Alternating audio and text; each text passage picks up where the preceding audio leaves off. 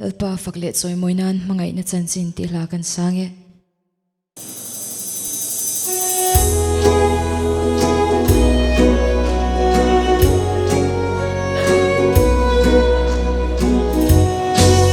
Hiumak tsui chen lo zinga ting rengin van le khove in lay chin dan zong te. Ka swal man batlak na tura ka aya Krista ati chu thiam tok te a ka ngai tua in mangai na vangani. Hallelujah Hallelujah amoy bere mangai na chan chin hi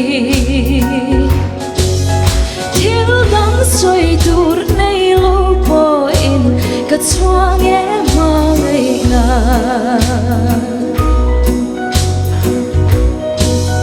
hule kumbi te ti dang lam tu mangai na thu min sha thiam tir wangin thim ma he ka ti sa le ka tharau tan hian engini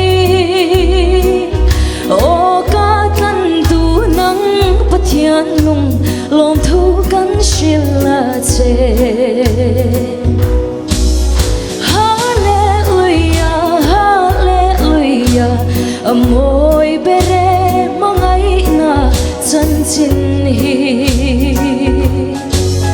thil dang soi tur nei lo po in ka chuang e mangai na.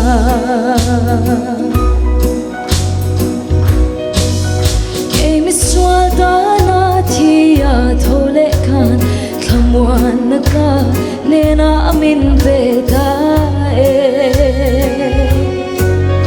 avan mun sang taka te kyan ka chen na tur min siang saka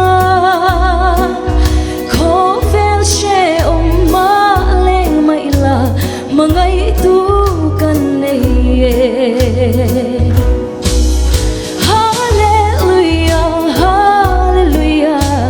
amoy bere mangai na chan chin hi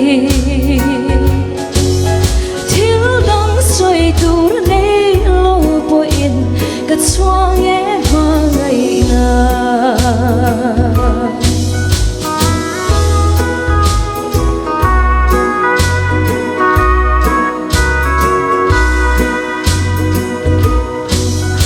Mangai na amin tlan chuanin a thu thunga omreng turin minti rin na le thil ti kop zela aminga baptisa omin ni kin ni a fel taka kai tho kan ni thei na turin.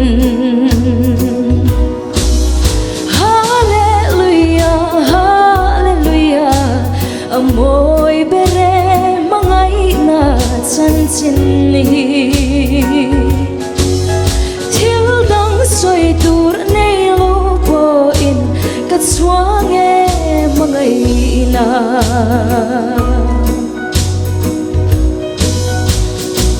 Naliswaro piro se kalome